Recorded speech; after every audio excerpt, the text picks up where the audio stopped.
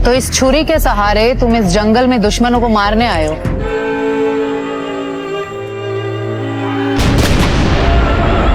मेरे सारे साथियों को मार डाला उन्होंने। हमारी चौकी में इतना बड़ा धमाका हुआ कि सब तबाह हो गए। What?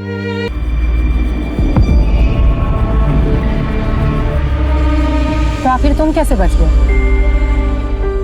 चौकी में राशन खत्म हो गया था। मुझे राशन लेने के लिए दूसरी चौकी भेजा गया। जब तक मैं वापस लौटा, धमाके से सब खत्म हो गया था। दुश्मनों ने मेरे सारे साथियों को धमाके से उड़ा दिया। फिर तुमने इसकी खबर रेजिमेंट को नहीं दी? नहीं, क्योंकि मैं पहले अपने साथियों के खून का हिसाब करना चाहता था। बातें औकात के हिसाब से करनी चाहिए। तुम्हारी औकात एक फौजी बनने की है ही नहीं। तुम फौजी के नाम पे कलंक हो। पता नहीं किसके सिफारिश से यहाँ तक पहुँच गए हो। विक्रम ने इस बात का कोई जवाब नहीं दिया। दरअसल जब वो दुश्मनों को ढूंढने इस जंगल में आया था, तब उस पर कुछ आतंकियों ने हमला किया और इस लेडी कमांडर ने उसकी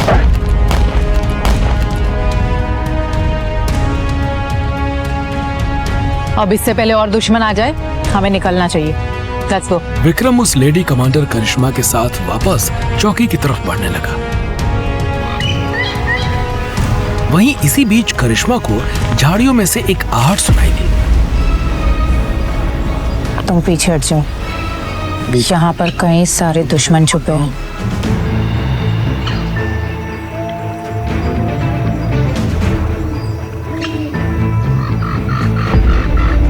ये सुनकर विक्रम पेड़ पर चढ़ गया और दुश्मनों पर नजर रखने लगा।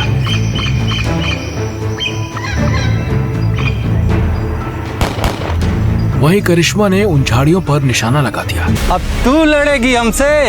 मैं बुज़दिलों से बातें नहीं, सीधा एक्शन करती हूँ। इसके बाद करिश्मा ने फायरिंग करनी शुरू कर दी। विक्रम हैरान था कि करिश्मा ने अकेले उन लोगों को एक के बाद एक ढेर कर दिया था। अब डरपोक चूहे की तरह खड़े क्या हो? चलो निकलो यहाँ से। करिश्मा और विक्रम वहां से तेजी से निकलने लगे। मैडम, आखिर आप हैं कौन? आपने जिस तरह से निशाना लगाया, आप कोई नॉर्मल कमांडर तो नहीं लगती मुझे। मैं करिश्मा पठानिया हूँ, एक सीक्रेट स्पेशल कमांडो।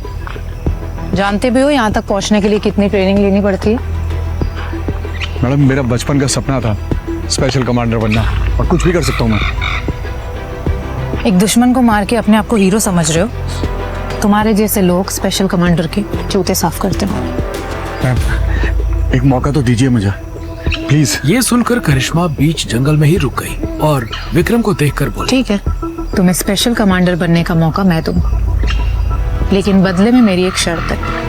जब करिश्मा ने विक्रम को अपनी शर्त बताई तो विक्रम के जैसे होश उड़ गए। लेकिन ये कैसे होगा मैम? सोच लो, स्पेशल कमांडर बनना है या यहाँ पे रह के कुत्ते जैसी जिंदगी जीनी है? फैसला तुम्हारा है विक्रम। उसके बाद करिश्मा और विक्रम पास की चौकी में पहुंचे और विक्रम ने अपनी रिपोर्ट तैयार की।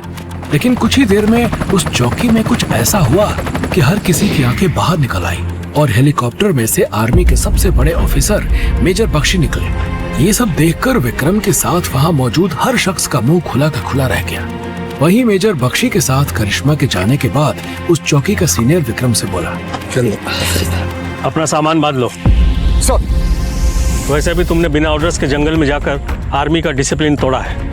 अब तुम्हें यहाँ से निकाल दिया जाएगा। लेकिन सर, मैं तो सिर्फ अपने मरे हुए साथियों का बदला लेना चाहता हूँ। बदला? और तुम? अरे गन चलानी तो आई नहीं, शर्म क्या आएगी? विक्रम पर सब हंस रहे थे कि तभी वहाँ एक और हेलीकॉप्टर आया। सर, सब ठीक है ना? सिपाही विक्रम, आपको हमारे साथ चलना होगा, ऊपर से ऑर्डर है। ये सुनकर हर कोई हैरान था। Yes sir. वहीं विक्रम उस हेलीकॉप्टर में बैठकर रेजिमेंट की तरफ चला गया। वो नहीं जानता था कि आगे उसकी जिंदगी एक बहुत बड़ा मोड़ लेने वाली थी।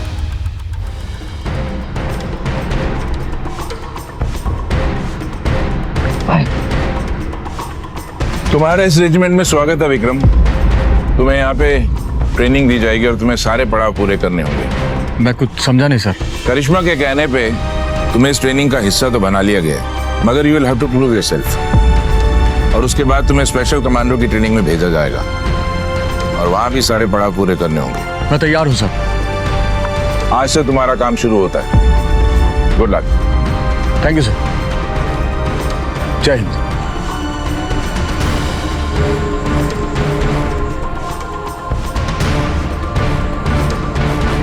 जय हिंद सर।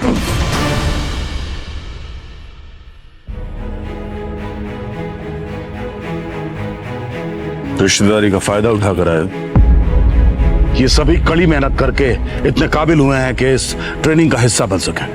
अपने अपने कैंप के बेहतरीन कैडेट्स हैं, कितने कंपटीशन पास करके यहाँ आए हैं। सिफारिश लेकर आने वाले अगर इनके बराबर खड़े हों तो मुझे बहुत गुस्सा आता है।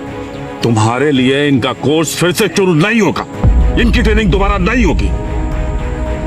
जहां तक ट्रेनिंग हो चुकी है उसके आगे की होगी। तुम हमेशा इनसे पीछे रहोगे। तुम दूर से देख सकते हो, यहां जितने भी उपकरण हैं उनका इस्तेमाल कर सकते हो, पर खुद को मेरे बाकी सैनिकों के बराबर समझने की गलती मत करना। हमारे रास्ते में नहीं आना। मंजूर है सर। मैं तुम्हें रहने की परमिशन दे रहा हूं, लेकिन बदले में तुम्हें भी कुछ करना होगा। इस कैंप में 30 लोग हैं, इनके खाने की जिम्मेदारी तुम्हारी। दिन में 3 बार खाना टाइम पे डाइनिंग हॉल में मिलना चाहिए। किचन के स्टोर रूम में तुम अपने रहने और खाने का इंतजाम कर सकते हो। अब से 3 घंटे बाद डिनर के लिए हम लोग हॉल में मिलेंगे। सर। विक्रम के पास अपने सीनियर का ऑर्डर मानने के अलावा और कोई चारा नहीं था। वहीं विक्रम के साथी हमेशा उसका मजाक उड़ाते। खुद में तो दम है नहीं, इसलिए चुपचाप खाना बनाते रहे, वरना कमांडर के सामने हाथ जोड़ जोड़ कर ट्रेनिंग में आने की कोशिश करते रहे। वापस जाके अपनी यूनिट को सिखाऊंगा प्याज कैसे छीलते, आलू कैसे काटते। विक्रम चुपचाप हर किसी के ताने सुनता। उसे ट्रेनिंग करना तो दूर, ट्रेनिंग ग्राउंड पर भी जाने की इजाजत नहीं थी। तभी उसके कानों में किसी की जानी पहचानी आवाज आई। अरे अरे अरे, विक्रम ने अपना चेहरा उठाकर देखा तो सामने उसका पुराना दुश्मन धीरज खड़ा था। हमारे कमांडर साहब यहाँ आलू छील रहे हैं। दरअसल धीरज के पिता आर्मी में बहुत बड़ी रैंक रखते थे, जिसका फायदा उठाकर वो हर किसी पर दादागिरी करता था। लगता कमांडर साहब की किस्मत में ना कद्दू काटना, तड़का लगाना, बस यही लिखा है। यही औकात है तेरी। अभी तो बस तुझे बावर्ची बनाया, धीरे धीरे ना इन सबका नौकर बनाकर ही छोड़ूंगा। पिछली बार भी मैंने तुझे ट्रेनिंग से निकलवाया था और इस बार भी यही होगा। एक दिन उसने विक्रम से अपने जूते साफ करने को कहा, लेकिन विक्रम के मना करने पर न सिर्फ उसने विक्रम को मारने की कोशिश की, बल्कि अपने पापा से कहकर उसकी पोस्टिंग बिना ट्रेनिंग किए ही जंगलों की एक चौकी के बीच करवा दी थी। इसी तरह दिन बीतते गया और विक्रम सिर्फ वहां का बावर्ची बनकर रह गया। एक सुबह उसे वहां के कमांडर ने ऑर्डर हेलो सर, आज यहाँ एक बहुत बड़े ऑफिसर ट्रेनिंग के लिए आने वाले हैं। खाना अच्छा बनना चाहिए, अंडरस्टैंड? Yes sir.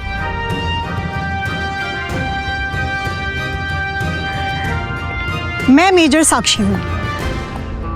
आज यहां तुम लोगों का सबसे बड़ा टेस्ट होगा। Are you ready cadets? वहीं विक्रम खाने की ट्रे लेकर टेबल पर खाना लगाने लगा और ये देखकर साक्षी का खून खौल उठा। जवान इधर आओ। Yes ma'am. तुम प्रैक्टिस के टाइम पे खाना बना रहे हो और सर्व कर रहे हो। आज में बावर्ची बनने आए हो क्या? मैडम, ये यहाँ का सबसे इनडिसिप्लिन और वर्थलेस कैडेट है। प्रैक्टिस के नाम से भी दूर भागता है, बस किचन में रोटियां बेलता रहता है। शर्म आनी चाहिए तुम्हें। लोग कितने सारे सपने देखते हैं यहाँ तक पहुंचने के लिए और तुम टाइम पास कर रहे हो। मैडम, ये सिफारिश लेकर आया है, इसलिए इसका कुछ कर भी नहीं सकते। क्या कोई मुहूर्त निकलवाना पड़ेगा? जाओ ट्रेनिंग ग्राउंड पे खड़े हो जाओ प्रैक्टिस के लिए। गो। तो वहीं वो भी ग्राउंड में जाकर सभी कैडेट्स के साथ खड़ा हो गया। ये सब देखकर हर कोई दबे मुंह विक्रम पर हंस रहा था। कैडेट्स, आज आप लोगों का सबसे बड़ा टेस्ट होगा। बहुत सालों से ये टेस्ट कोई भी पास नहीं कर पाया है। बहुत उम्मीदों के साथ आई हूं मैं इस बैच के लिए। जो भी मेरी इस उम्मीद पे खरा उतरेगा, उसे स्पेशल कमांडर बनने का मौका मिलेगा। Yes ma'am. आप लोगों को वो लकड़ी का बोर्ड दिखाई दे रहा है? उसके बीचों बीच एक ब्लैक कलर का डॉट है। उस ब्लैक डॉट पे निशाना लगाना है आप लोगों को। जो निशाना लगा लेगा वो टेस्ट पास कर लेगा। मैम, मैं लगाऊंगा निशाना। मैं यहाँ का बेस्ट निशानेबाज हूँ और मुझे पूरा यकीन है ये टास्क मैं ही जीतूंगा। वो तो निशाना लगाने के बाद ही पता चलेगा। ये सुनकर धीरज तनकर खड़ा हो गया। उसे यकीन था कि स्पेशल कमांडर तो वही बनने वाला था। धीरज ने आगे जाकर निशाना साधा, लेकिन उसकी गोली रेड डॉट तो दूर उस लकड़ी के बोर्ड तक पर नहीं लग पाई।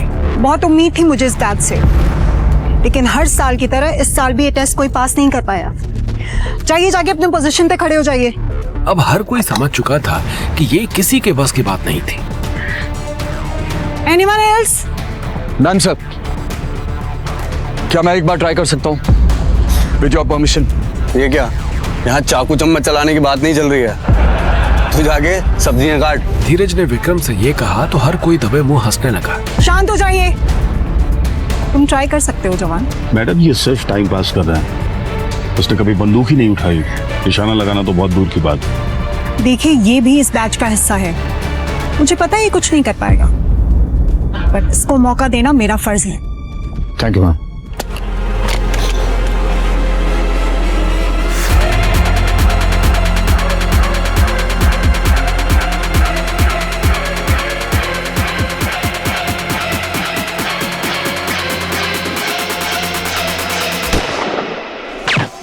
लेकिन जैसे ही विक्रम ने निशाना लगाया, हर किसी के जैसे होश उड़ गए। धीरज का मुंह तो खुला का खुला रह गया, क्योंकि विक्रम का निशाना सीधे डॉट पर जाकर लगा था। वहीं ये देखकर मेजर साक्षी और कमांडर के भी होश उड़ गए थे। कि बावर्ची ऐसे कैसे कर सकता है? तुमने आज तक बंदूक तक नहीं उठाई ना, फिर इतना सटीक निशाना कैसे लगा सकते हो? क्या है तुम्हारी सच्चाई? क्या छुपा रहे हो हमसे? Tell me.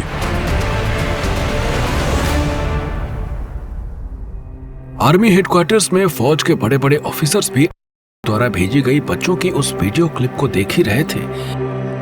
1 घंटे का समय है, बस 1 घंटे का समय है। अगर इस 1 घंटे में मेरे साथी उनको ले जाने के लिए एक हेलीकॉप्टर और 1000 करोड़ रुपए। दरअसल ने आर्मी स्कूल के बच्चों की उस वैन को किडनैप कर लिया था, जिसमें बड़े बड़े ऑफिसर्स के बच्चे थे। जनरल बख्शी की पोती भी उस वैन में मौजूद थी। इसीलिए बच्चों को बचाने के लिए उन्होंने इंडिया के सबसे बेस्ट यूनिट से कमांडर्स को बुलाया। करिश्मा, इस ऑपरेशन का चार्ज मैं तुम्हें देता हूँ। Yes sir. धीरज, आखिर विक्रम भी तो एक फौजी ही है ना? तो ये लो पिस्टल, तो चलवा के दिखा दो गोली अपने जवान से। धीरज ने अपने पिस्टल विक्रम के सामने डाली तो उसकी गर्दन शर्म से झुक गई, क्योंकि उसे पिस्टल चलाना आता ही नहीं था। इसलिए कि धीरज ने पिस्टल के साथ उसकी ट्रेनिंग ही नहीं देने दी थी। अब ये तो तुमने देख ही लिया, लड़ने के काबिल तो ये है ही नहीं। और अगर तुम अभी भी कहती हो उसको लेके जाना है, तो सामान और लाशें उठाने के लिए लेके चल सकते हैं।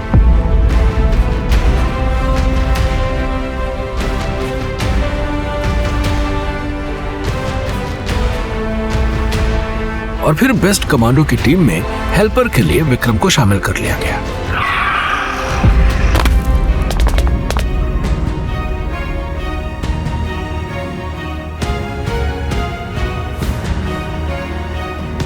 सभी स्नाइपर कमांडोज ने जब लड़कियों को गन पॉइंट पर ले लिया तो लेफ्टिनेंट धीरज ने चिल्लाकर कहा, तुम्हारा खेल खत्म हुआ फिरोज। तुम सब हमारे स्नाइपर के निशाने पर हो। अगर जरा सा भी हिले ना, तुम सबकी खोपड़ी तरबूज जैसी खिली मिलेगी। बच रहा है तो सरेंडर कर दो। भाई रुक जाओ, मैंने इस रास्ते पर बॉम्ब लगा रखा है, और इस बस में भी अगर किसी ने एक कदम आगे बढ़ाया ना, इसको दबाऊंगा, ब्लास्ट हो जाएगा। पीछे रहो। इतना सुनते ही धीरज और बाकी कमांडोज के पैरों तले जमीन खिसक गई। Yes sir, I am on it. जी सर। शो मी।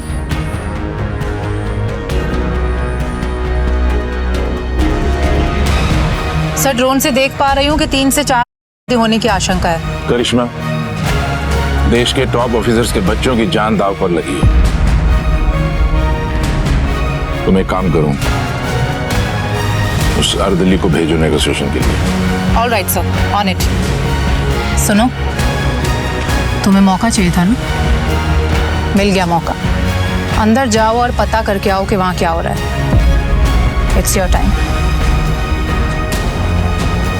जी मैम। फिरोज, तुम्हारी मांगों की बात करने के लिए हमारा एक निहत्था जवान तुम्हारी तरफ आ रहा है।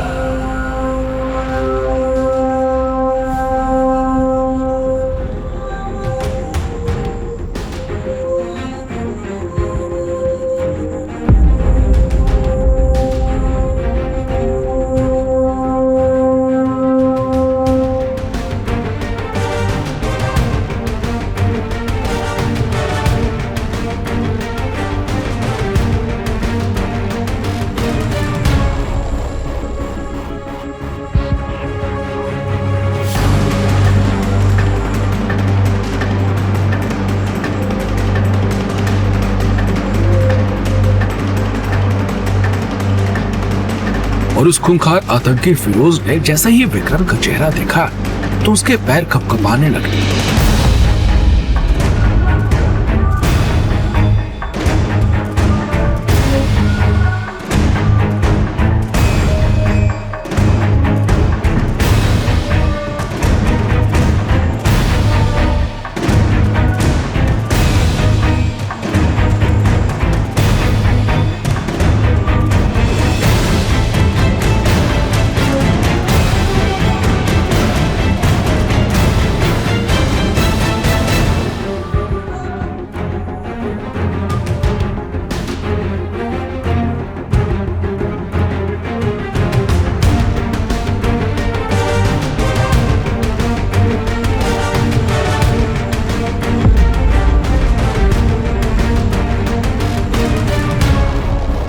तो क्या लगता है आपको, इतने बड़े क्यों जोड़े एक मामूली से बावर्ची के आगे हाथ? इतना खूंखार क्यों मांगने लगा एक बावर्ची से अपनी जिंदगी की भीख?